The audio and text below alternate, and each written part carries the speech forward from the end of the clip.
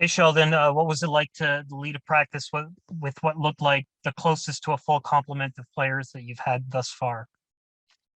It's really nice to see all those faces back out there. Obviously, we're thin on defense here right now, but we're able to fill those spots with some bodies that still have, a functional practice. But certainly with the forward group, it's nice to see those guys together. Of course, still missing Nylander. That is pretty significant, but yeah, lots of smiles coming off of a day off yesterday for most of the group. Guys were excited to get on the ice today and got some good work in. Sandine mentioned that he feels pretty good to go if he's called upon for the game on Saturday, just given how far he was into his rehab from his knee injury before COVID hit. Where do you feel he's at in terms of the plans there? Yeah, from what I was told from a medical standpoint, as in regards to his leg injury, that's in good shape. And if it weren't for COVID and if our games hadn't been postponed, that the expectation was that he would be back playing by now. So from that perspective, we're feeling good about that. But for both he and I guess you would put Marner in a similar situation. With having their injuries and us not having practice time and all those kind of things, that you're going to take it a day at a time with them. But both players seem to be progressing well. And then Sandy's got the combination of coming from both injury and COVID here. So yeah, you're going to be mindful of that and take it a day at a time. He'll get another practice tomorrow, and then collectively he and in the medical team will make a decision on his availability for the weekend. But I think we're certainly progressing for that.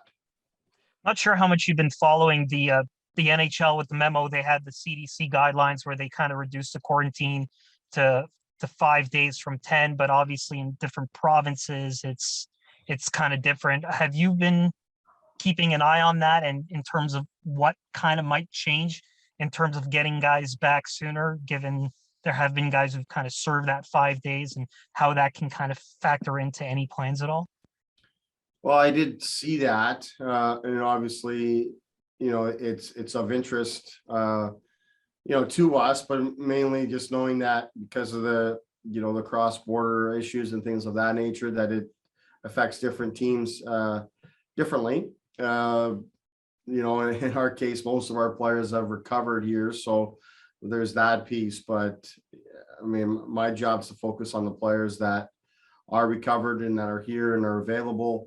A lot of the other pieces that are happening behind the scenes are certainly are out of my control, and we've got lots of people that are on top of that. But until they tell us differently, we've got our players on the 10-day return schedule, and if that happens to adjust at any period of time and it affects us in a positive way in terms of getting guys back sooner, then that's great. But for now we're focused on the guys that we have here. Next up, we'll go to Terry Cochet, Toronto Sun. Go ahead, Terry.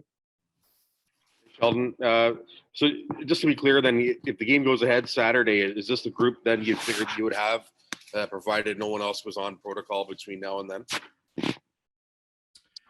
Yeah, I would say so. Obviously, like we talked about, Marner, Sandin's, injuries aside, and but with so many players coming off of COVID here, we want to be certain that they're feeling good, both in terms of their health and any effects that COVID might have had, but also the effects of not skating or practicing for a long period of time, and how quickly they bounce back and how comfortable they feel playing in games. So we won't really know that till we get through tomorrow, and in fact, probably until Saturday morning.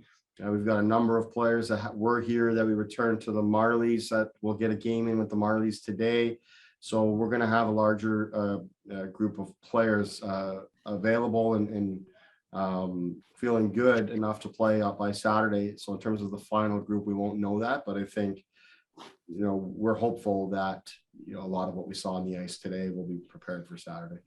And Sheldon, I don't know if it's the right word for this, but a bit of a bonus, if you will, that your top line hasn't experienced COVID and that sort of thing, and really has been revving up since Sunday here.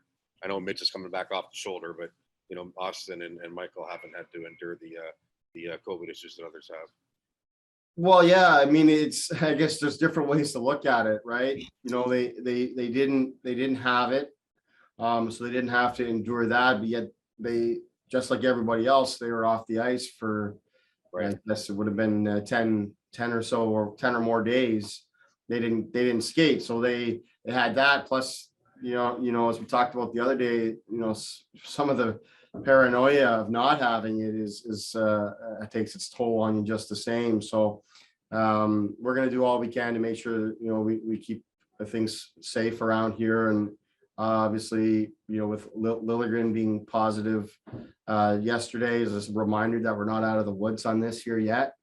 But certainly you can see the difference of the guys that, have been skating more since we've come back here, but also the guys that didn't have it. I mean, Austin, he wanted to keep practicing the scrimmage and keep it going out there. We had some other guys that were thankful that we blew the final whistle. So it's a pretty good indication of where guys are at, but each individual is going to deal with these situations differently.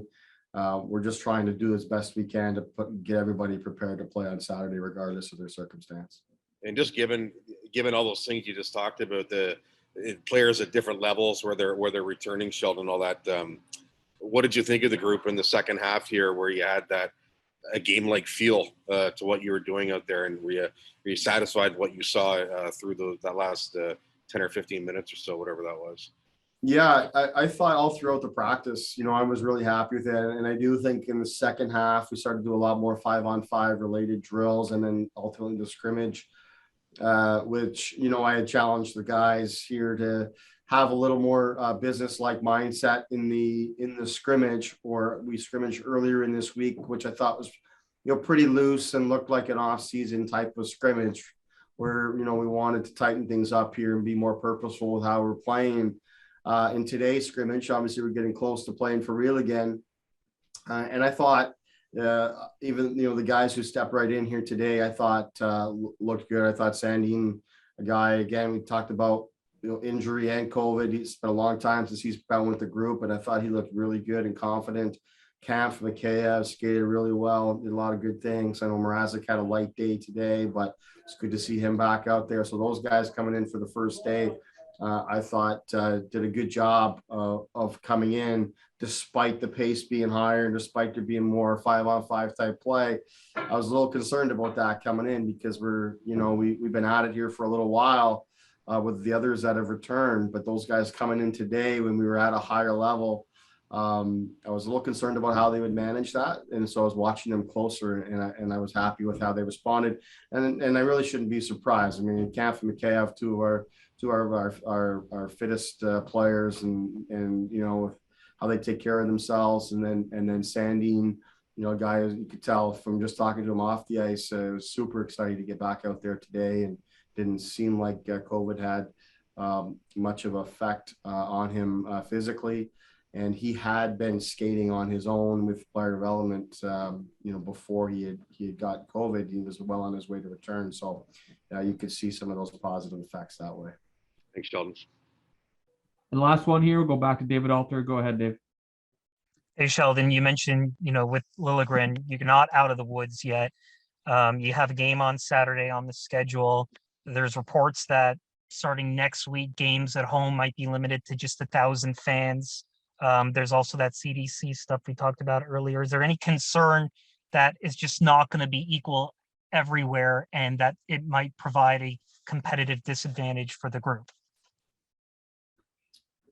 I think, some of that is certainly at play. Even I think last season it was less so because of the fact that we were playing in the Canadian division and all of that. But you could just, you could watch the games down in the US, and now we've got some players on our team that were playing down there, and coaches that were coaching down there, and just how different it was, and how they felt it gave them a boost and all of that. So I think that some of that is true, but that's the reality of what we're dealing with here today. There's no ideal circumstances.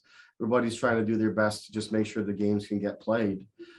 First of all, here, I mean, we just look at what we've gone through now with the World Juniors, and I mean, none of this is ideal. Nobody wants this situation to be what it is, but we're trying to make the best of it. And everybody's circumstance is different in every city, every province, every state, every country.